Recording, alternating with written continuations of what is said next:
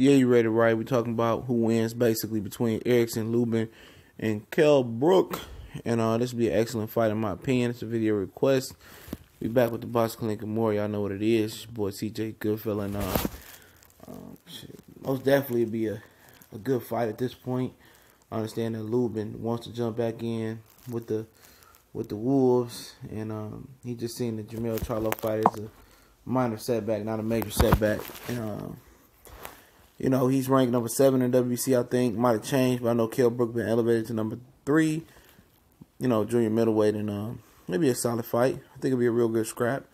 Kell coming back in June. Obviously, they'd probably like to see Lubin get a warm-up fight, and then kind of maybe face Kell at the end of the year if the Amir Khan fight couldn't happen. That's the scenario I'm going up for, or possibly next year. It depends on how Lubin looks coming back. But if he was to jump in with Kell Brook right now, shit, they both wounded warriors.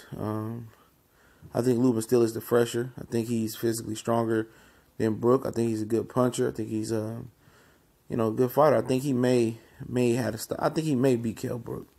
I think he may be. I don't know what Kell Brook got left. We talking about the better natural 154 pounder.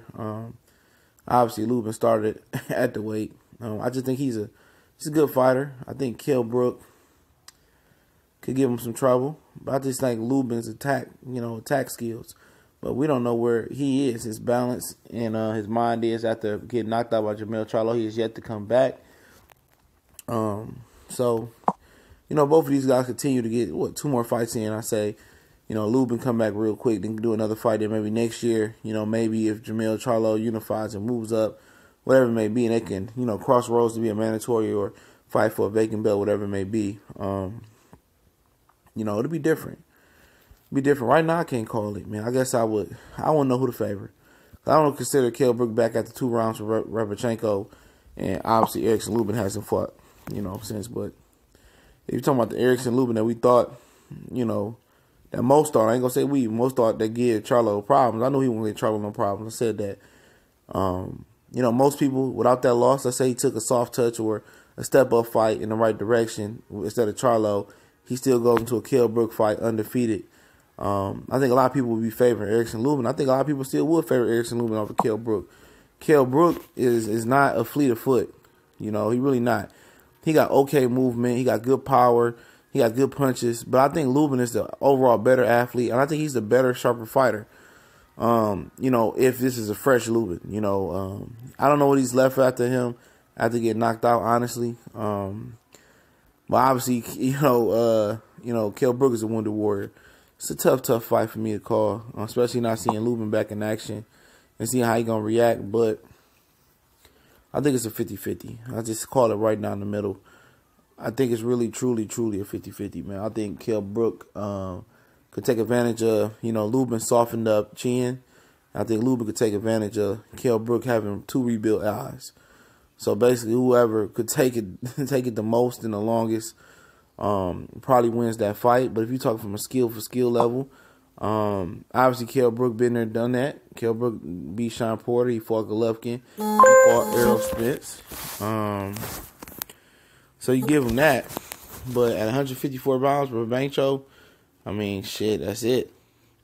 I think Lubin is a more dangerous 154 pounder. I think he had a more dangerous and a more promising future. I think he'd be more dangerous to the division than Kell Brook is. I don't see Kell Brook doing anything major with this division. I can see Lubin potentially, being crowned champ of this division as a top 3 fighter. Kell Brook, his rebuilt body, I don't see him ever being a top 3 154-pound welterweight. Super welterweight fighter. I don't see that. I see him probably beating Saddam Ali. I don't see him being Hurt. I don't see him being Lawrence. I don't see him being Jermell. I just say Lubin will stay there long enough to be able to, wait till it's a new regime in order and be part of that new regime, build himself back up, 4 or 5 fights, 6 fights, maybe 2 years, and then after Charlo, Swift, and Swift Hurt, and Jermell Charlo potentially move on, I think he can get it that way. I'm not saying that, he can do it and Kell Brook just can't. I just think it's about timing. I think he's younger, he's fresher. I think Kell Brook is coming at the end of his reign as whatever he was. Cause I never really considered him elite 147 pounder for real. He really never made a real solid, legit title defense other than Earl Spence, and he lost. So, I thought he should have just unified with Jesse Vargas, being the IBF WBO champion, but he didn't do that. He went for Golovkin and showed people that he had nuts, and he got his nuts just snatched off, and then he got his nuts burned off.